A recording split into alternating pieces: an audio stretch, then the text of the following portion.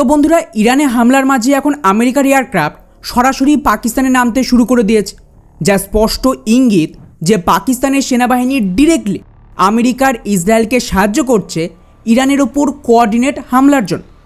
Interesting ব্যাপার হলো, একদিকে আমেরিকার এয়ারক্রাফট পাকিস্তানে নামতে শুরু করেছে, উল্টো দিকে ইরানের ভেতর ভারতের যে চাহবার পোর্ট ছিল ওই শহরেই আমেরিকার হামলা শুরু হয়ে গেছে, যার থেকে ব্যাপক ক্ষয়ক্ষতি হয়েছে। এবং এই মুহূর্তে সেই চাহবার শহরের ভিডিও আপনারা স্ক্রিনে দেখতে পাচ্ছেন।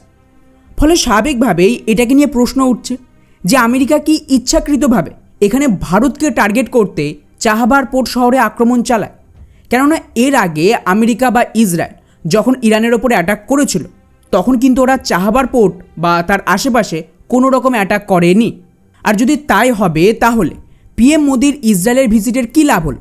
ইসরায়েল কি ভারতকে ধোঁকা দিয়ে সেই ভারতীয় চাহবার পোর্টে অ্যাটাক করলো? এবং সবচেয়ে বড় প্রশ্ন, যেভাবে পাকিস্তান আমেরিকান এয়ারক্রাফটকে ডিরেক্টলি নিজের দেশে অ্যাক্সেস দিচ্ছে, এটা ভারতের জন্য বিরাট বড় হুমকি হবে না তো?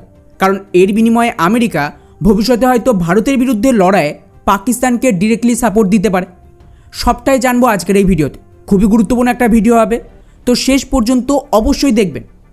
তো বন্ধুরা, প্রথমেই মার্কিন এয়ারক্রাফটের কথা বললে এই মুহূর্তে ভাইসগ্র্যাড থেকে শুরু করে একাধিক সাইটে একটা ম্যাপ টুইট করা হচ্ছে, যেখানে রাডার 24কে কোট করে বলা হচ্ছে যে আমেরিকান নৌবাহিনীর MQ-4C নামের একটা স্পাই ড্রোন ইরানের জলসীমায় ঢুকে নজরদারি চালাচ্ছিল। তারপর যেমনটা এই ম্যাপে দেখতে পাচ্ছে, কিছু সময় পর এটা কিন্তু পাকিস্তানের গোয়াদার বন্দরের দিকে চলে যায়, আর দাবি করা হচ্ছে যে ওখানেই এই ড্রোন ল্যান্ড করেছে। এখন যদি এটা পুরোপুরি সঠিক হয়, তার মানে ধরে নিতে হবে যে পাকিস্তান নিজেদের এয়ারবেস ডিরেক্টলি মার্কিন সেনাকে ব্যবহারের অনুমতি দিয়েছে। আর বন্ধুরা, এটা প্রথম ঘটনা নয়। এর আগেও আফগানিস্তানের ওপর ড্রোন হামলার দরুন আমেরিকার ড্রোন পাকিস্তান থেকেই টেক অফ করেছিল বলে অভিযোগ উঠেছে, এবং এই ধরনের ঘটনা কমন।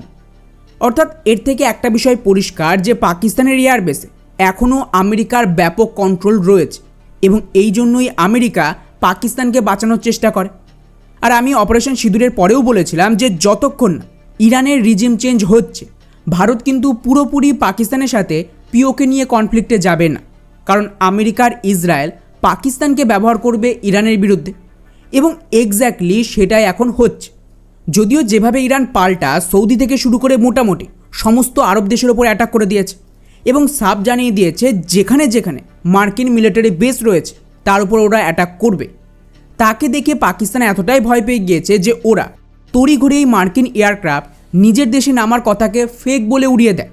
কিন্তু টু বি অনেস্ট, তাতেও খুব একটা লাভ হবে না। যাই হোক, এদিকে যখন পাকিস্তানে মার্কিন এয়ারক্রাফট নামা নিয়ে হুড়োহুড়ি চলছে, তার মাঝেই এই ভিডিওটা সামনে আসে ইরানের চাহবার শহরে, যেখানে মার্কিন আর ইসরায়েলি ফোর্স যৌথভাবে অ্যাটাক করে দিয়েছে। এখন প্রশ্ন হলো যে এর ফলে ভারতের কতটা ক্ষতি হবে, কারণ আমাদের এখানকার পোর্টে ব্যাপক ইনভেস্টমেন্ট রয়েছে। তো বন্ধুরা, সহজ জবাব হলো যেটা আমি অলরেডি বলেছিলাম, দুদিন আগেই পিএম মোদি ইসরায়েলে যাওয়ার মানেই হলো ভারত ইসরায়েলের চুক্তি হয়ে গেছে যে ইরানের রিজিম চেঞ্জ হবে, এবং তাতে ভারতের কোনো আপত্তি নেই।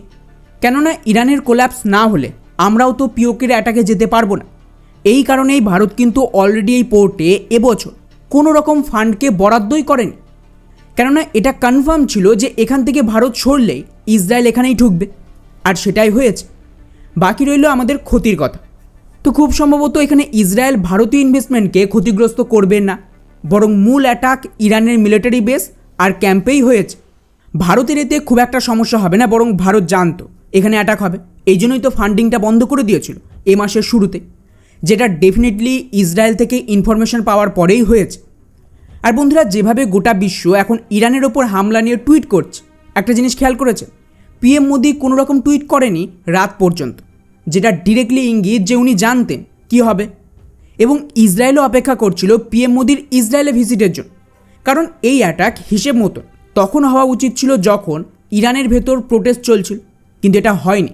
কেননা যতক্ষণ না ভারতের সাথে এই চুক্তিটা সফল হতো ততক্ষণ ইরানের রিজিম চেঞ্জ হবে না। কেন?